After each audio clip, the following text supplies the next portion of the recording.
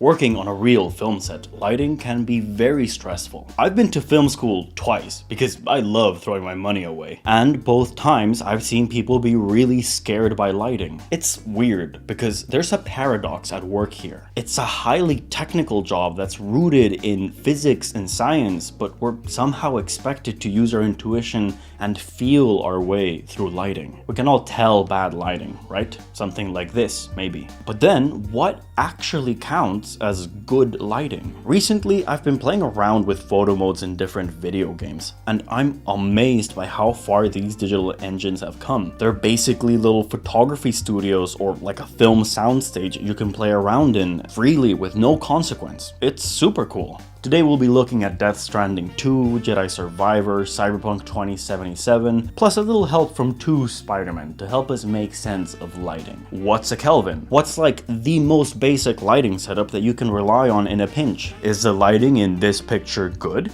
What about this one? All this and more on today's lesson on lighting.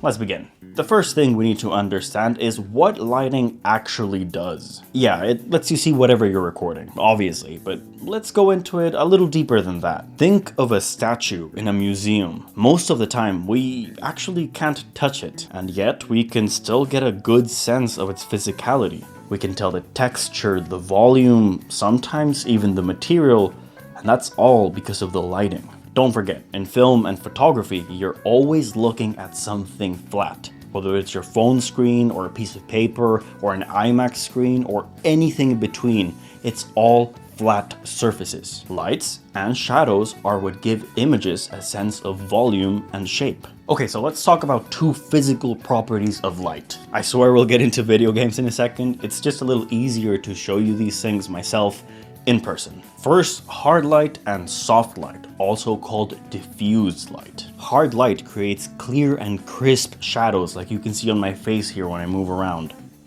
Some examples of this are like direct sunlight or maybe the torch on your phone. Soft light, on the other hand, is when shadows are blurry and fuzzy. You can probably tell my features look a little bit softer like this. Usually you soften a light by putting something semi-opaque over it, like a diffuser or a filter or a lampshade or a curtain. If you want an example from one of our games, take Death Stranding. That game uses soft light almost exclusively. Take a look at Sam's face here. So here's a little trick. If you're on a film set and you can't really tell if a light is soft or dark, just kind of like stand on set and stick your hand out and look at the different shadows that are cast by your hand, by your fingers. Are they clean and crisp shadows, or are they a little bit blended? Up next, color temperature. This is a way of describing if a light feels warm, neutral, or cold, and it goes a long way into shaping the mood of any image. It's measured in kelvins, so it's like its own scale, but for now, just think of it as how warm does it feel? Is it a desert or a mountain? A sauna or a freezer? Don't fixate on this too much for now. With a little practice, it'll become super intuitive. Okay, let's get my face out of here. So far, we've talked about the feeling of light. Now let's talk about the difference between light and shadow. This is what we call contrast. You get it. The technical terms for this are high key and low key. But weirdly, we actually use them on the inverse. High key lighting means low contrast. Images like this or this. Low key lighting means high contrast, like this. Now's a good time for a quick reminder that you can actually break the rules if you want at any time. Check out this picture, and let's turn it black and white to make it a little easier. Your subject might be lit in a high-key way, but your background stays low-key. The character essentially becomes a silhouette, which can look really cool. You can do whatever you want here, and many of the experiments you make will probably look good, so go for it. Now that we have a few basic ideas covered, let's talk about how people actually build lighting setups. To do that, we need to start naming lights. This is worth learning early, so later on, when you're part of a team, communicating is much easier. Wait, I feel like I should actually turn off all these lights so I can show you properly. One second. We'll start with the most important light, the key light. Go figure. This is the main light used for every setup, and any changes made to it will affect all the others. That said, the nice thing about the key light is that it's very flexible. Yes, it can be pretty much anywhere, but the most common places are somewhere in front, to the side, or 3/4 of the way, whether it's in front or behind. These all create different shapes on your subject and their body, and that's what's actually important. Something that looks kind of strange on a face could work really well on an object or the other way around. Height matters too. A key light at eye level is very common. Lower angles can feel unsettling, while higher angles can give a nice sense of shape. And weirdly, this is what makes gym lighting so good.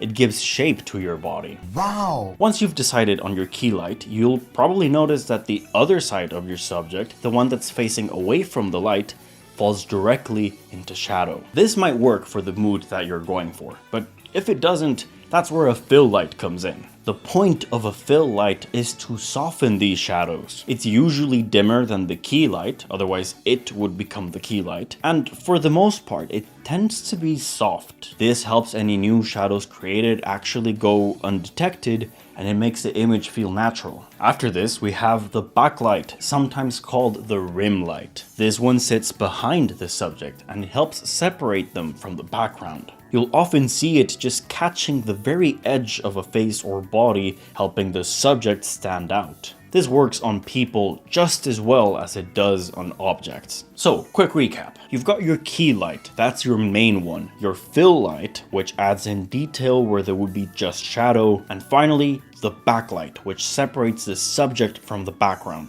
You don't need to have all these three, by the way. I personally really like just key and back. It looks really cool, it looks kind of moody, kind of dramatic, kind of sleek, futuristic. Oh yeah. With my Super Trooper shirt.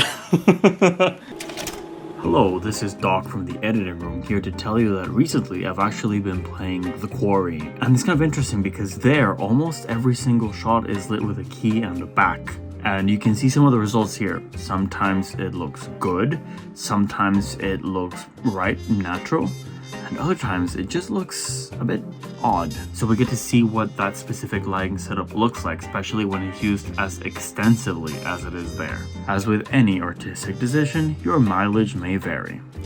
But altogether, these lights are what we call the 3-point lighting system. It's a classic setup, and it's very hard to go wrong with it. Your pictures will look at least readable, and once you get your head around it, you'll see it everywhere in movies. There are more lights that you can add if you want. Background or set lights, which help shape the environment, like that one. And there are also more specialized lights, like hair or eye lights. They can help bring attention to smaller specific details. If you can give your subject a small eye light, they'll often feel more alive and healthy. You know, it is a staple of advertising for a reason. I don't want to overwhelm you, so think of these lights as optional, a little more advanced.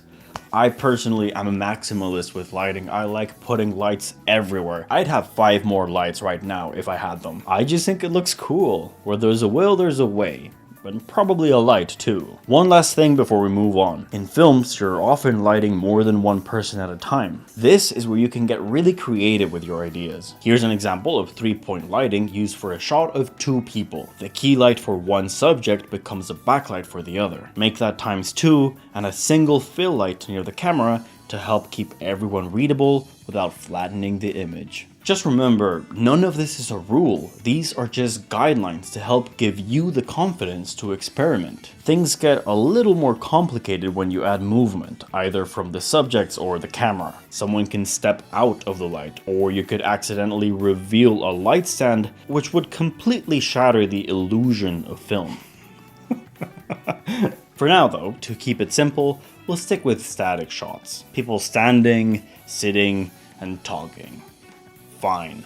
This should be mighty useful for now. I always tease my friend Emily that she only likes films about people going into different rooms and talking to each other. But when you think about it, even in action or sports films, there's a fair share of that. So this should have you covered for now. If you can, try playing around with these photo modes, especially Cyberpunk's. It lets you add 3 lights and characters, and it lets you pose them all. It is perfect for experimenting with all we've spoken about today. Alright, let's move on. So we've spoken about a specific lighting setup, of which there are many more, but there is one thing that ties all of them together: the why. Not just why did you think it would look good to put a light there, but in the world of the image, what's the reason that there's light coming from that direction? Is there a window or a lamp, a street light, the sunset somewhere off screen, a lightsaber?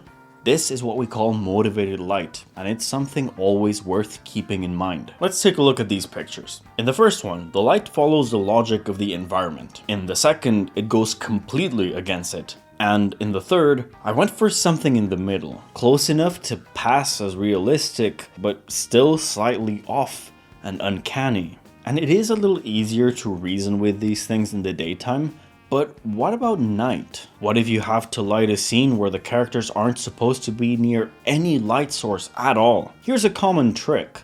Light them from behind. Throw in a decently bright backlight and bring in a fill light to bring just enough detail into the face. Actually, this would probably look better without that light on. 1 second. There we go, that's better. Oh, and of course, make the light cold. Brrr, brrr.